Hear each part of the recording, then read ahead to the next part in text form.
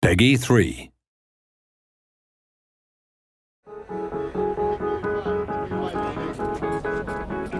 Hi and welcome to the next Formula 1 2010 Dev Diary.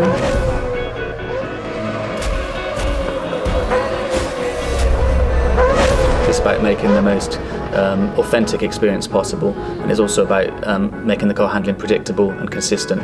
I think there's huge interest in terms of the balance that we have for arcade or simulation handling, and personally my preference has always been to go down the simulation path. You can make a realistic sim easier to play for somebody, but it's very, very difficult to take an arcade handling system and make that appeal to the people that prefer the simulation handling. Yeah, well, I'm the Brawn test and reserve driver from 2009. Part of that job is developing the simulator as well. We've had access to the teams, to the engineers, to the drivers. So what I do is try and bounce my level of expectation off Ant, who gives us a lot of feedback week by week.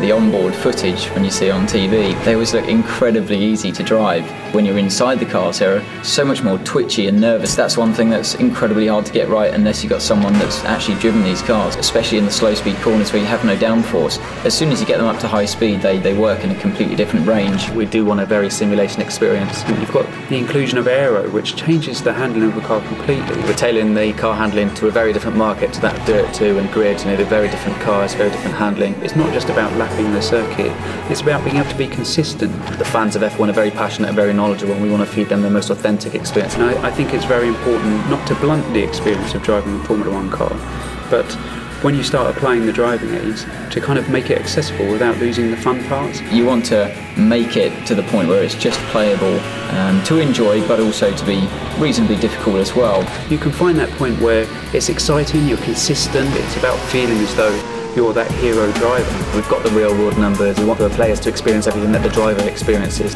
From the real car to the computer game, it's very realistic. Handling is key in Formula 1.